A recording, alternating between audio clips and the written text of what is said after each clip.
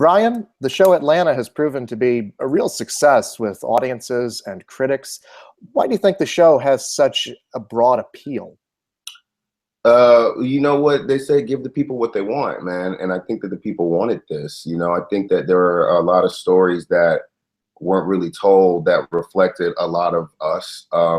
And we really wanted to have a show that did. And so I feel like Atlanta created this lane for itself where, the absurdities of the world that we're living in, the absurdities of what it is to even make it, whatever that means.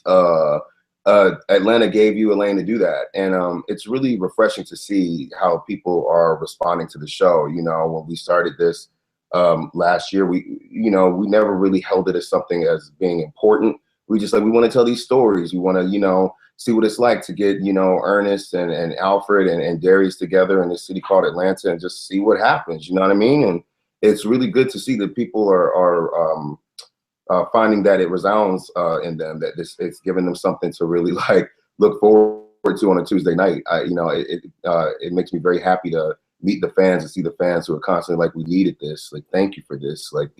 It really tells a story of things that me and my friends say or what we've been through. And I think it's great. I think it's absolutely overdue. Well, it's also one of those things that is so specific in its characters and in its setting that it's universal, if that makes any sense. I mean, I think anybody can relate to it because at the end of the day, all these characters are searching for the same things, Yeah, we all know these. We all know these types, right? We've been in these types. We've been these types ourselves. What is it to make it? How do we get by with with these things in the world that are constantly telling us no, and that these dreams are not approachable? What happens, and what are the shenanigans that ensue that happen when we're on our way to our dreams? You know what I mean? And of course, with Ern and Alfred, there's a certain kind of shenanigans that happen, but shenanigans nonetheless. But the greatest part about the show is that we make it through together, and I think that is something that is very important because, brotherhood is a huge thing for me. And it's very rare that I get to see platforms that have stories about Black men who are actually making it together and holding each other down and holding each other accountable. And, Atlanta has really done that. And I'm really grateful to be a part of that. Mm-hmm. Let's talk a little bit about your character, Alfred, also known as Paperboy. Yeah. Who is this guy? Who isn't this dude? I feel like Alfred, man. I love him so much, man. Alfred is. I think that we all know who he is. I think that we all have an Alfred in our lives, much like we have Erns in our lives and Vans in our lives and Darius in our lives. Alfred is, a petty champion. He's really good at the petty wars.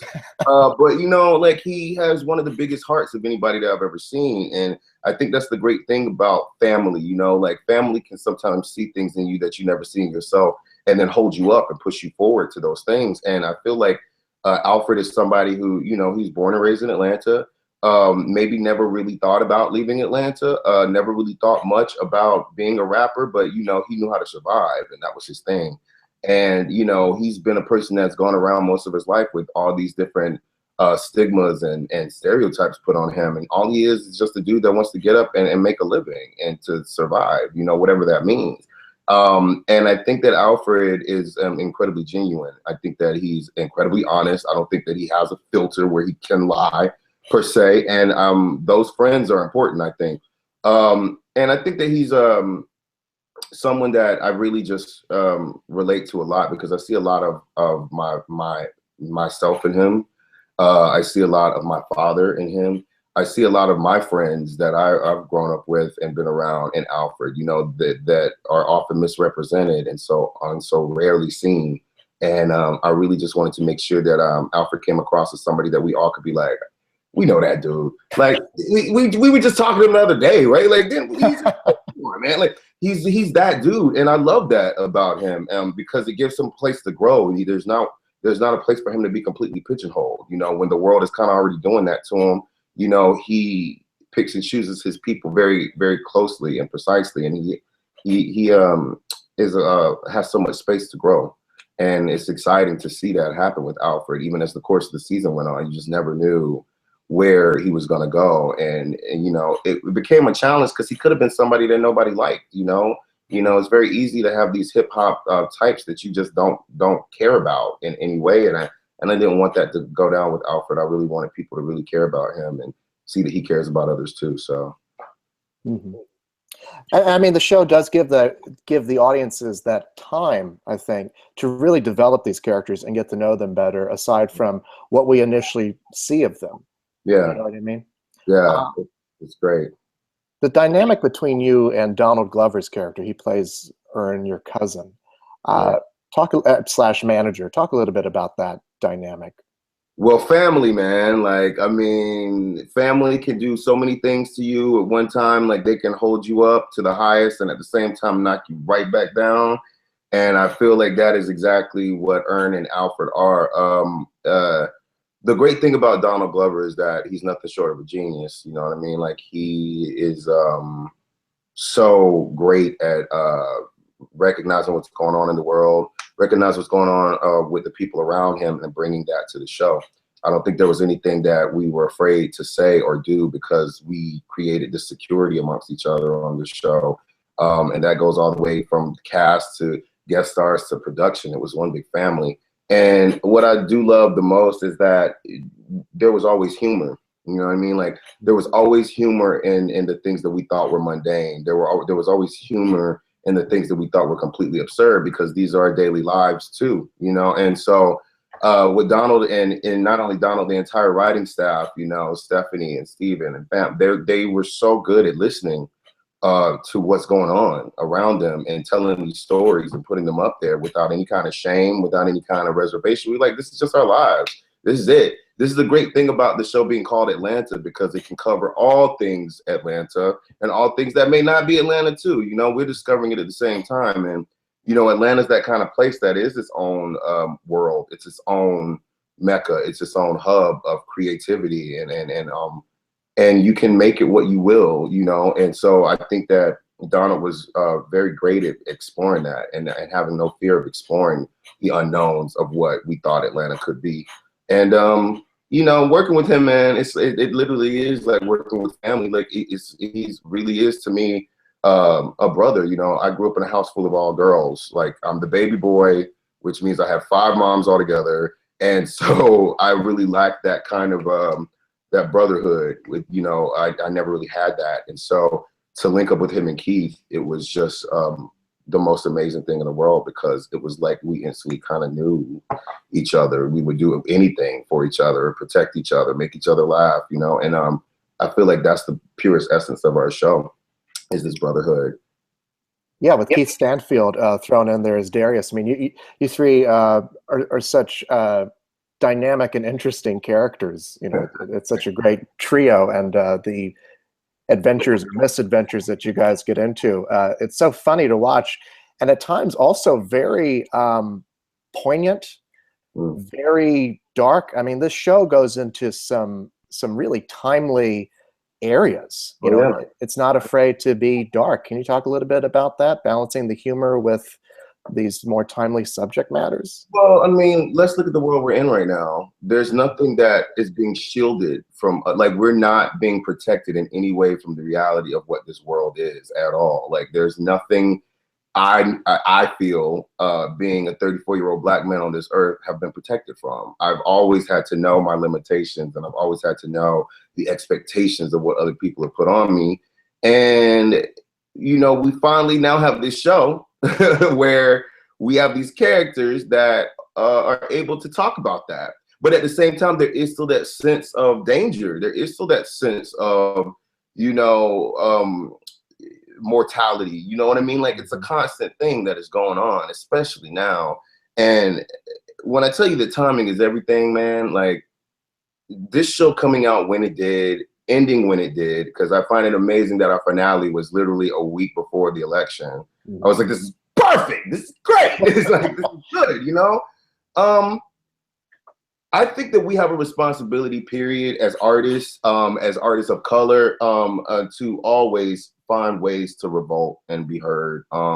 You know, activism is something that we don't really ask to do, but it's something that that's our charge in life. Waking up is a form of activism. Me surviving in this world as a Black man is a form of activism. And I feel like with Donald creating this show, I don't think that he ever wanted it to be this thing But he knew that this story had to be told. Like, it just has not been told in this way or showcased in this way. And I can't think of a better time. And it's so funny how we use the term climate when it comes to political issues. We like to think of it as like a temperature, and like, which it kind of is. But I think it is a great time that this show happened. I don't think it could have happened at any other time. And it really shows with the charge that we have to go forward in this world, telling these stories, and that these stories do matter, and that these characters matter, and these people matter. And like, you know, how do we come together and see that? And I'm realizing that with this show, I'm always shocked. You know, when I was in LA, I would get approached by white women who were between the ages of 50 and 70, honestly. Wow. And the first thing they would do is they come up and they would go, you know, we know we're not your demographic, but we love Atlanta. And I was like, wow, I think that is the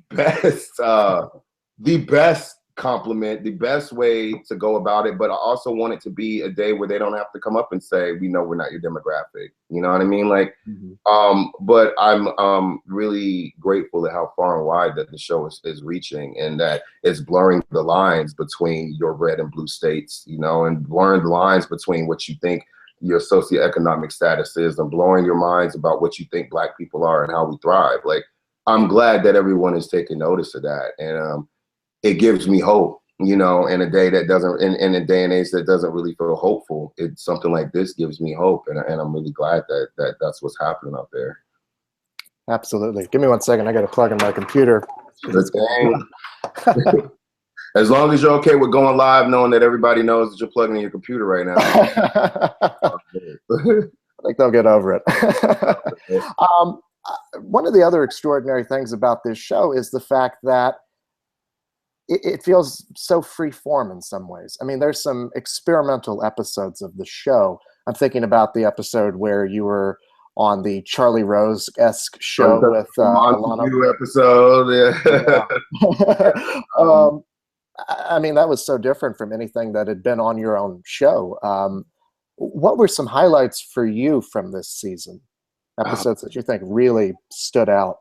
Well, doing band for sure was so great and thrilling, because this was also my first time working with Donald as the director, and also one of the guy who plays Montague is a good theater friend of mine, Alano Miller, who, you know, big ups to Alano. It was just an opportunity to really, I was like, Alfred can finally say whatever the hell he wants to right now. Like, he needs to be heard, and he needs to be seen, and I need people to know that Alfred is just not this one-dimensional bad boy thug that you think he is. Like, he really has feelings about things. But also at the same time, to know that we kind of broke the universe a bit of Atlanta, because, you know, when you watch a show and it sets itself up, you kind of put expectations on that show to always do that kind of formula. You know, it always gets this thing, like, even when The Simpsons changes a couch gag, you're like, wait, what happened? Wait, hold on, why is that happening? But what I love about it is the unapologetic way we did it, you know, because it's, you know, like we said, the universe of Atlanta is something that is constantly changing and is completely malleable to all things happening. And we just wanted to go for it. We just really wanted to just call some shit out. We, you know, like, let's really just go for it. And I can't think of anyone better to do that, you know, than through Paperboy. You know, this guy that you have created. Like, no one really ever calls him Alfred. He becomes this persona of Paperboy, and now he's got to kind of believe that too, and he didn't want to. And so I love that episode a lot, because I really feel like it kind of shifted the axis of what people thought Atlanta and the characters within Atlanta could be. The finale is very special to me, because you know, you watched us grow together, and you watched us inevitably end up in the same place we started, which isn't that making it sometimes. Like, you go this distance and then you find out that you're exactly back where you started. But one of my favorite things is Alfred's couch. You know, like, that's the place where we met and we convened and we came up with this plan. And now here we are in this field again with the flowers in bloom, and we're still us, and we're still trying to find ways to go by. And the ending of that, with Earn walk into that storage unit and like literally ending with less money than what he started with, and like, was it worth it? Was any of this worth it? There's quite a few. I mean, like all of them were like the Black Justin Bieber episode, man. Like I can't. That experience, dude, like was one of the best times of my life, because it was like, yeah, our Bieber's Black, so let's just go. Let's just go. Like Jaleel White is gonna school me in basketball because of course he's gonna be amazing at it, and then I'm gonna have this fight. You just watch Alfred shoot somebody, but yet his beef is with Justin Bieber. Like, how absurd is that? You know what I mean? And so I also really like the Juneteenth episode because the relationship between Van and Earn is something that, I mean, like, it breaks my heart every day, but I get it because it's just that feeling of wanting them to win. You know what I mean? To be like, I want you to win so bad, but you came so close, but you know what I mean? Mm-hmm. You know, there are a lot of moments in this season that I hold dear. There's not one that really ranks higher than the other, but I mean, just to watch all of these characters kind of shift and grow, or sometimes go back, like the club episode. I mean, like that, it's just like the shenanigans that come with that. Like, just what does fame mean? What does the ego do? All those things. And so there have been so many moments that I was so fortunate to share with all of them, and I feel like they came through gangbusters, you know. Well, what's so great as well is that every episode is like a short film unto itself. You know, I mean, it exists within the world of Atlanta, but it's not afraid to exist outside the world of Atlanta. Yeah, I agree. If that makes any sense. Absolutely. I mean, that's the vision. The vision of Hero and Donald is something like Hero is a master, man. Like, he is a master at not just you know, with the visual, but bringing people together. Like, there was nothing that you didn't want to do in front of that camera when Hero was there, or Donald. Donald is a master of that too. And, you know, we created this world where we knew these people, and we wanted you to know these people, even if you didn't have access to Atlanta. We all feel like people have these characters and these scenarios in their lives. Even if you're in a landlocked state, we're going to bring this to you in your home, and we're going to show you that these people exist, and these characters exist, and these friendships exist, and there's no way you can run from it. Like, it's real. And that's what we really wanted to do with this show. Mm-hmm. You know, what were we saying? I was saying, just to bring it to people, just to bring it to the masses and show everyone that we all are sharing the same stories, even if we don't know it, you know? Yeah. So have you gotten any indication of where season 2 is going to go at all? Or I know you guys no. And you know what? I don't want to know. I can't wait, man, because it's like, there's so much going on. You know, there's so much going on, and there's so much that has continued to go on that hasn't been talked about. And it's like, I feel like through Alfred and Earn and Darius and Van, man, like the possibilities are endless. They're endless and unafraid and unapologetic. So there's no telling. And the least I know, the better, because I want to, we all have our ideas of where we think our characters are going to go or whatnot. But, you know, with Alfred, I mean, there's no telling. So I'm excited to see what's going to happen, but I don't have any insight as of yet about what's going to go down. Well, I can't wait either. Brian, thank you so much, and congratulations on Atlanta. It was a pleasure talking with you. I truly appreciate it. Have a good one. You too. Thank you. All right.